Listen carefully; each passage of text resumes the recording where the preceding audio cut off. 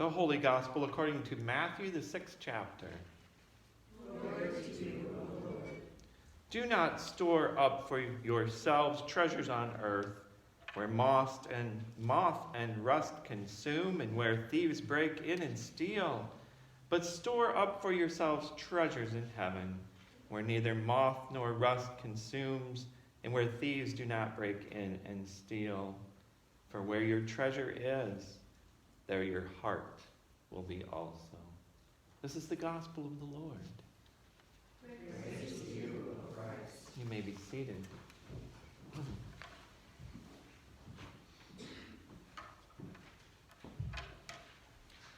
My neighborhood friend, Scott Bliss, excuse me, and I would play for hours and hours in the dirt on those long summer days of our youth. There was a patch of Dad's vegetable garden that he surrendered to us boys once the large Chinese elm tree rendered the fertile spot useless. My neighbor friend and I would work hard in that soil. We created roads and miniature properties and communities, and my favorite was a pond next to my dream home. Of course, that required pouring water in from a jug, and it was nestled in the woods. And the woods were those patches of grass that we hadn't dug up yet in the garden. The toys that we used were matchbox cars.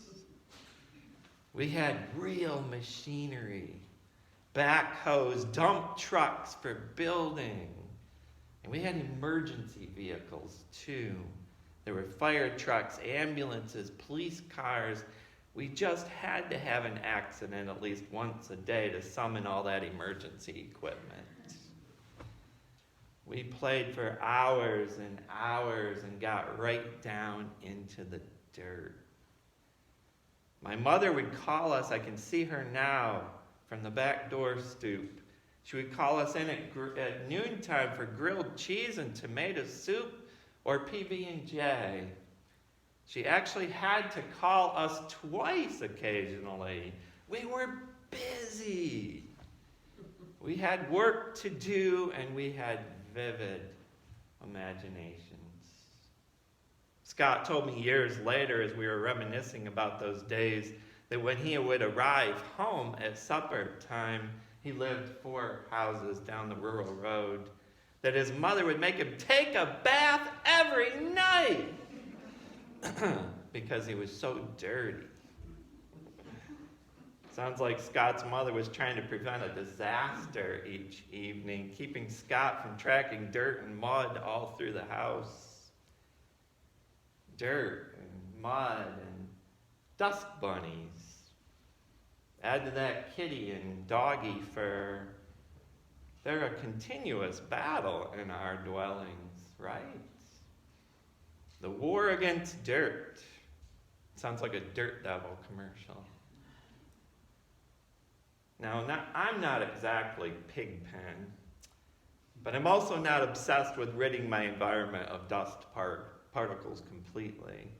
And we all have those varying degrees of obsession with cleanliness.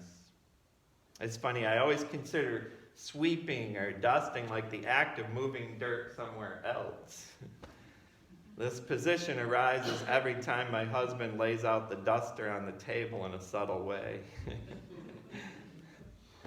Think about it. We sweep or we dust with a device, we scoop it up and we put it in a pan, or we suck it up in a vacuum cleaner, and then we bag it up in a trash bag, we move it to the outside trash can, then the garbage truck comes weekly and drags the dirt away, and it takes it to a landfill where they add more dirt to it. And all along the way, to the inside trash can, to the outside trash can, to the street, down the street, into the landfill, particle after particle flies up in the air, and you've lost most of the dirt before it gets to the landfill. I know the answer is to hang fly traps everywhere, or packing tape strips. No dirt gets past packing tape, right? The Ritter Pushes, members of our church, are remodeling their home and they're finding lots of dust. Last week, Brenda told me that no matter how many times you get the pledge out, there's always some dust that settles somewhere. Genesis chapter 2, which is actually our reading for this coming up weekend, it tells the story about God reaching into the dirt and making us. Does that mean all we are is dirt?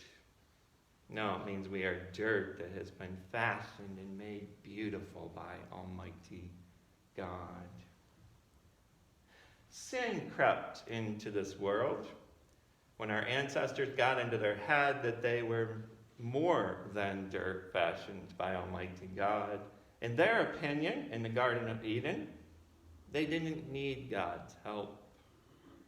The tempter led them to believe that God was hiding something bigger and better from them. So they did what they wanted to do. They didn't trust their Maker. They turned their backs on Almighty God, and what happened? Their dirt started to erode. They hid from God, or tried to. But God searched them out in the garden amongst that other dirt that God had sculpted and crafted and shaped and nurtured for use for other reasons. Hiding amongst those little dust bunnies in the Garden of Eden was God's precious creation, the one that had a heartbeat, the one that had a brain that could make decisions, the one God loved so much with all of God's essence. God told our ancestors that there would be consequences for their sins. God sent them out of the garden to dwell with the rest of creation. If you think for one moment that God lost track of where God's amazingly fashioned creation was out there, you don't know the nature of God.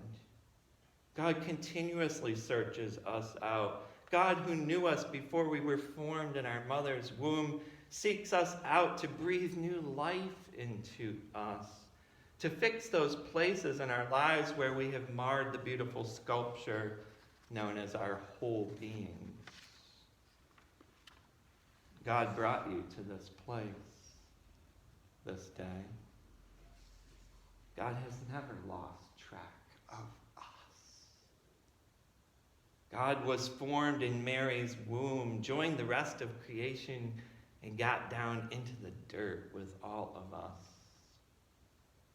As Jesus walked the soil of this earth, each dirt sculpture that he encountered, he would remind them that they're precious gems in the sight of Almighty God. Gems that are worthy of being dusted off, reformed, and brought to new life. God believed this enough. God demonstrated this. God was revealed to us in the resurrection of Jesus from that tomb of dirt. So today, when we receive those ashes on the forehead, may you be reminded, and may you show the world around you that you've been miraculously formed from the dust of the earth, that God breathed life into you, and that God has breathed resurrection life into you. I loved that garden and those Matchbox cars and the friendships that were made in that place. I love that gift of human imagination that stirred within my young being as I dug into that earth. I love that blessed, holy imagination that God had when God reached into a pile of dirt and breathed life into the nostrils that were formed. God blessed us. God loved us. And God calls us and continues to call us to return to the Lord our God, our Maker. Today is such a bittersweet day.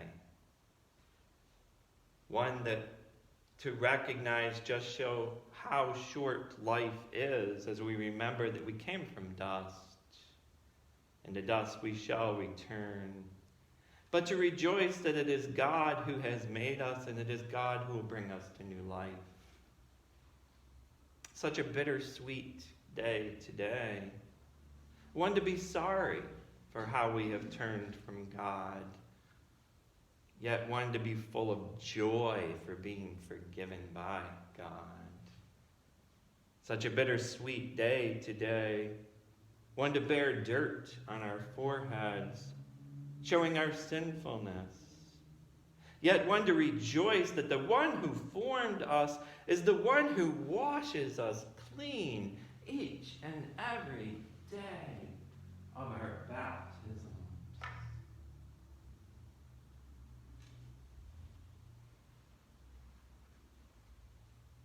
God bless you as we enter this Lenten journey. May you be well equipped with hope for the future in Jesus Christ. Amen.